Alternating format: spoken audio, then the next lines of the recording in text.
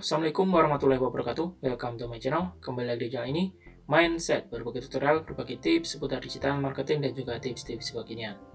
Apa kabar kalian semua? Semoga selalu dalam keadaan yang terbaik. Pada kesempatan ini kita akan membahas mengenai tips dalam mengikuti campaign di Lazada. Nah, mengikuti campaign di Lazada ini adalah salah satu cara untuk meningkatkan traffic ya atau kunjungan. Nah, jadi ketika kita sudah setuju mengikuti campaign dan campaign berjalan, maka traffic akan diposting oleh Lazada. Nah, dan bagaimana tips-tipsnya? Oke, kita langsung ke pembahasannya. Nah, cuan dengan campaign Lazada. Nah, sebelum kita masuk ke dalam pembahasan, ketika kita atau para seller yang baru join di Lazada ingin mengikuti campaign, perlu diketahui bahwa mengikuti campaign ini tidak sepenuhnya gratis, tapi ada potongan-potongan tertentu sesuai dengan campaign yang kita ikuti dan juga syarat dan ketentuannya. Nah, baru ketika kalian sudah setuju dengan campaign-nya, kalian bisa memilih campaign dan bisa join. Dan berikut tips-tipsnya sebelum kalian join campaign. Nah, yang pertama yaitu dengan memilih campaign. Nah, pastikan kalian memilih campaign itu yang kategorinya sesuai dengan toko kalian. Misalnya toko kalian kategorinya pakaian dan sepatu wanita, itu ya kalian pilih campaign yang semisal. Dan kemudian pastikan sebelum memilih campaign itu kalian membaca judul campaignnya sekilas dulu. Nah, dengan membaca judul itu secara sekilas, kalian bisa mengira-ngira campaign ini apakah cocok untuk toko kita, apakah promosinya juga cocok untuk toko kita ataukah tidak. Nah, kemudian kalau kalian sudah dirasa oke, kalian bisa mengklik campaign tersebut. Nah, setelah kalian mengklik campaign tersebut, itu kalian belum join di campaignnya ya, tetapi di sana ada syarat dan ketentuan juga. Nah, kalian baca dan memahami syarat ketentuannya. Baca dan pahami. Nah, kenapa harus dipahami?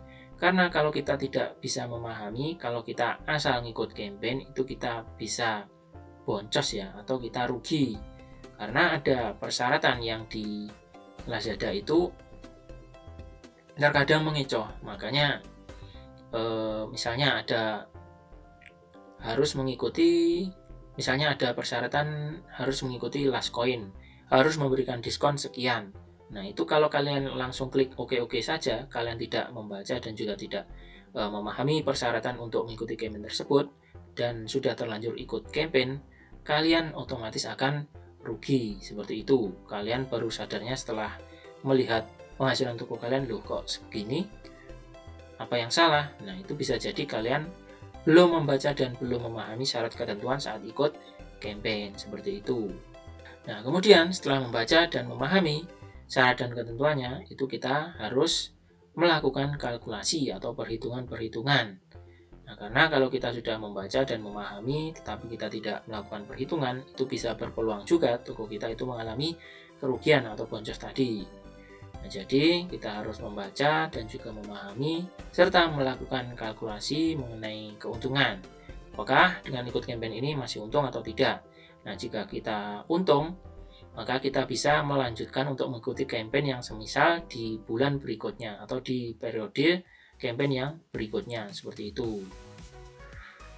Kemudian selanjutnya yaitu ketika sudah membaca syarat ketentuan, melakukan kalkulasi, memilih campaign tadi yang akan diikuti, kita langsung klik ikut campaign. Kita setuju syarat ketentuannya dan ikut campaign. Nah, ketika kita mengikut campaign itu, pilihlah SKU yang terbaik dan masukkan harga rekomendasi. Nah, ketika kita sudah mengikuti campaign itu, di sana kita diminta untuk memasukkan SKU yang terbaik versi kalian sendiri dan juga harga rekomendasi dari Lazada yang disarankan. Nah, untuk SKU sendiri ini khusus ya untuk follower mindset, itu kita kasih tahu ketika kita memilih SKU di Lazada mengikuti campaign itu jangan masukkan semua SKU, masukkan salah satu saja atau sedikit saja yang menurut kalian itu terbaik. Nah, untuk terbaik ini kalau kita ada rahasia tersendiri ya, tetapi kita kasih kisi-kisi sedikit untuk follower mindset seperti itu. Nah, kalau SKU terbaik versi kita itu adalah yang harganya sedikit tetapi stoknya itu melimpah. Harganya, maksudnya harganya murah, kemudian stoknya melimpah, dan kemungkinan penjualannya juga cukup tinggi. Meskipun tidak cukup tinggi, itu juga tidak masalah. Kalau kita itu lebih milih yang SKU paling murah, kemudian yang stoknya pokoknya selalu ada, dan stoknya banyak, seperti itu. Nah, itu ada alasan tersendiri. Nah, kemudian setelah kita memilih SKU yang terbaik, itu kita masukkan harga rekomendasi. Nah, untuk harga rekomendasi ini, kalian masukkan rekomendasi paling minimal ya di Lazada, jangan sampai lebih murah dari yang di Lazada. Nah, meskipun kompetitor itu pakai harga di atas kita meskipun kompetitor itu pakai harga di bawah kita masukkan saja rekomendasi yang di Lazada. Itu sudah cukup membantu traffic kita nanti. Nah, seperti itu ya. Nah, jadi pilih SKU yang terbaik, kemudian masukkan harga rekomendasi. Nah, selanjutnya setelah itu kalian bisa klik OK, maka otomatis SKU kalian akan disetujui jika kalian memasukkannya sudah dengan benar. Nah, kalau sudah disetujui, kalian tinggal menunggu tanggal campaign tersebut berjalan. Nah, kemudian setelah campaign kalian berjalan, itu kalian bisa mengamati dan juga mengevaluasinya. Apakah campaign yang telah kalian jalankan tadi itu sudah cukup memberikan keuntungan atau ada yang perlu dilakukan perbaikan. Nah, kalau campaign kalian itu sudah oke dan kalian ingin mempertahankannya dan ingin ikut campaign lagi, itu kalian bisa lanjut dengan mengikuti campaign yang semisal di periode campaign yang selanjutnya. Yang jelas itu jangan sampai salah kalkulasi dan mengalami kerugian. Nah, demikian ya tips dari kita dalam mengikuti campaign di Lazada. Mudah-mudahan bisa bermanfaat. Jika ada kritik, saran, dan pertanyaan, silahkan kalian cantumkan di kolom komentar. Akhirnya, wassalamualaikum warahmatullahi wabarakatuh.